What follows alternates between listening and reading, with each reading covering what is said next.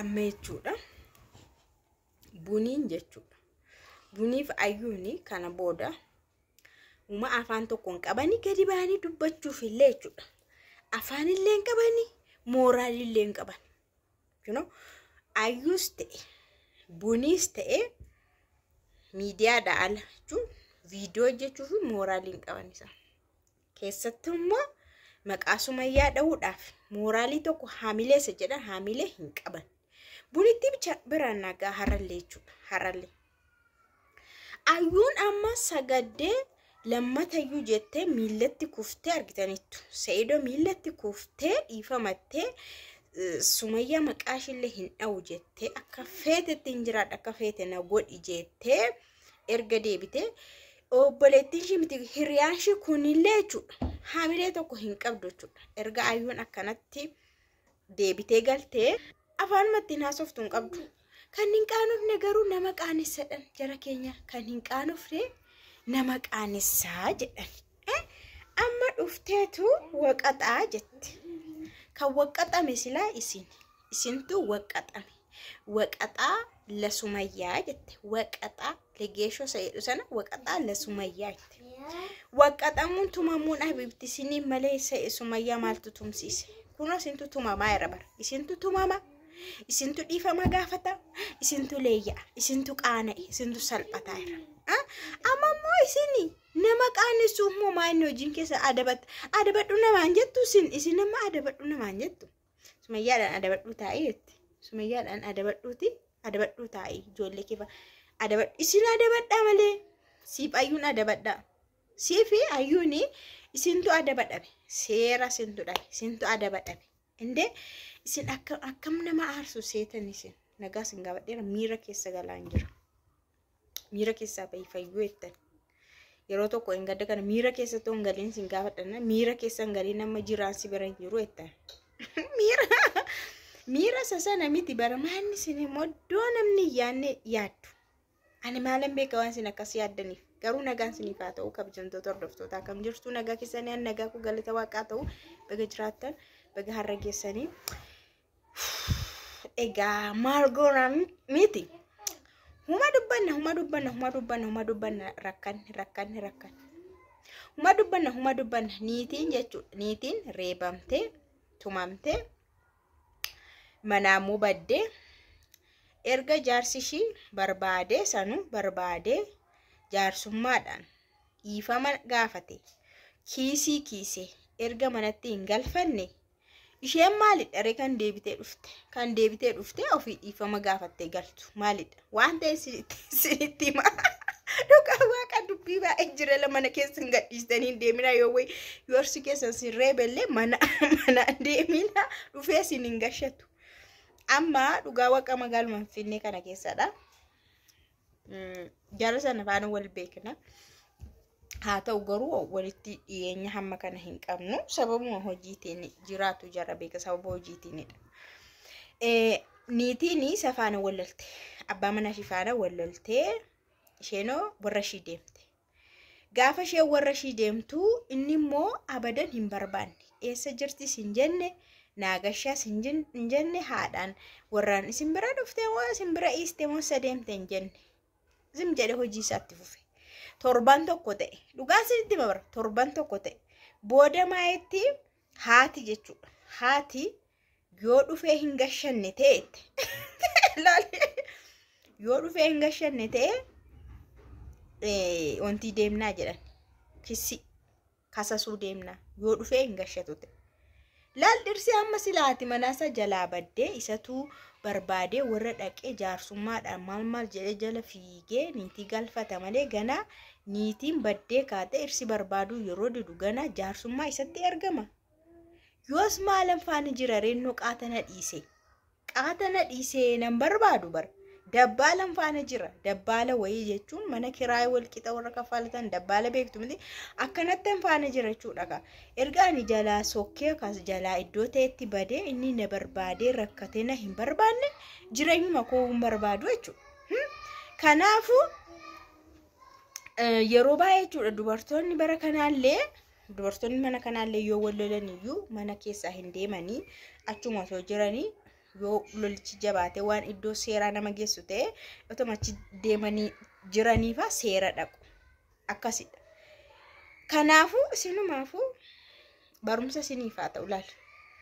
Yoo jaarsa keessan faana walitti buutanii hin beekamu walitti buuna akkanuma jirudha barii sunsumnu walitti bu'aa wallolamaa hirreebaa hin kabalaa hin dhiitaa isa warri miidiyaa odeessan sobadhadhiis.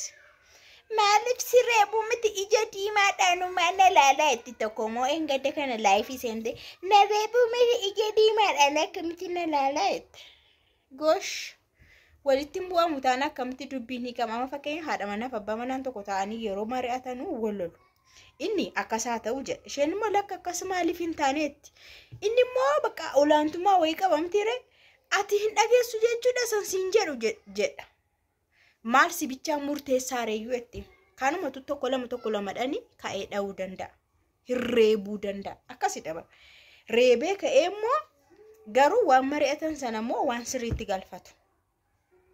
Akkas ta'ee naan ati manaa deemtee naa yookaan kottu galisiin jee si barbaaduu dhiisuu danda'a.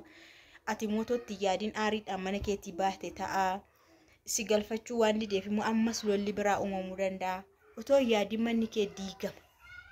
Otoo ittiin qophaa'e manni kee diigama. Otoo ittiin qophaa'e jechuun nama tokko abbaa manaa kee yoo ta'e faana jiraatta yoo ta'e garuu jireenyi sun si rakkisa yoo ta'e siin taane yoo ta'e bakka baay'ee tokko humna keetii ol yoo ta'e ati mana sana keessa williqettee bahuu hin qabdu bara. Haala mijeeffachuu qabda. Dubartiin tokko yeroo baay'ee dhiira jalatti waan bultuu fi akka gadaantummaatti jiraachuu dandeessi. Dhiira jalatti bulti taanaan dhiira jalatti bulti naasiriin jedhu dhiira sana bulcha taanaan isheen cal jettee mana keessa teessi taanaan humaa ekonomii qabdu taanaan hojiin qabdu taanaan baay'ee miidhamti. Yoo irra bahummoo cal jettee harkuma duwwaa williqettee mana sana keessaa yoo baate inni immoo galchachuu didee dantaa keeti jedhachumaanis hafee isheenis aariidhaan edaana hin barbaadu na galfachuu dura yoo akka inni sarraa deemuu barbaada bakka itti isheenis aarii hillikii keessa galtee osoo itti yaadiin gaafa mana ishii diigduu laala hojiillee hin qabdu galiillee hin qabdu humaa hin qabdu hin rakkatti. Baay'ee rakkate hamma settle jettee iddoo tokko qabattee teessutti jechuudha. Iddoo tokko teessee amma of dandeessutti hin rakkatti.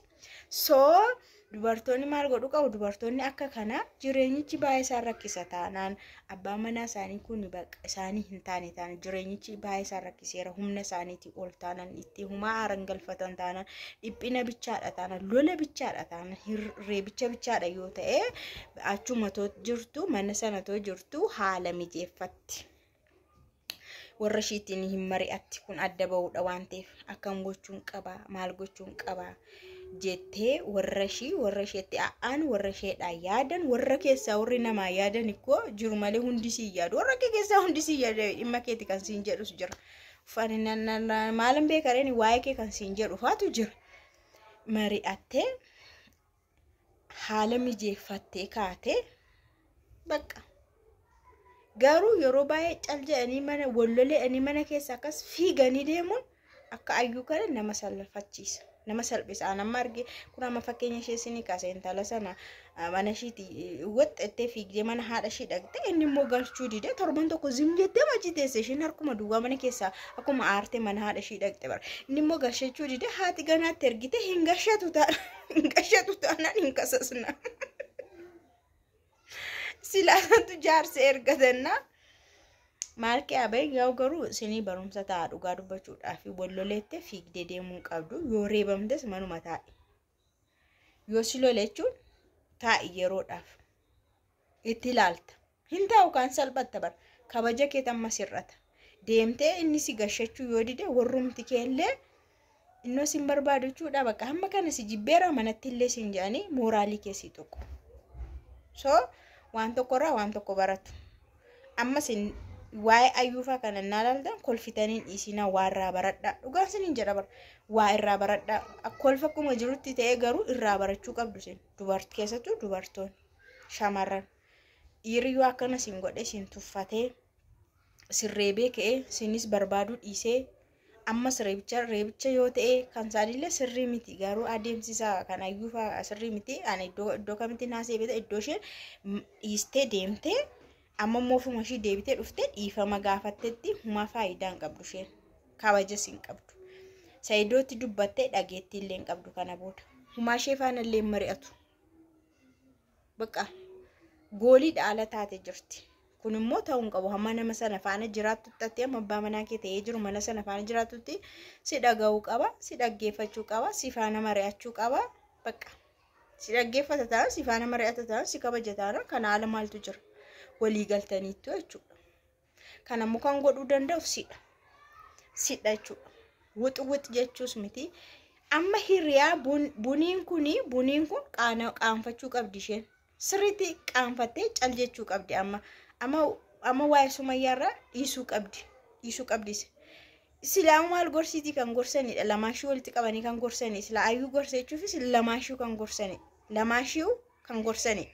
Sanummaa akka nama wanti wayii qabu beekumsa wayii qabu cimina wayii qabu ganaa achas deebitee namni asii gadi jechuun asii ol nama gorsa asii ol nama hin gorsama asii ol hin gorsamu nama sii olii beekumsaan sii ol waan dhuma maachoor ta'etu si gorsa malee warra kun ganaa maal jedhamu san waan jedhaman iyyuu hin beekon.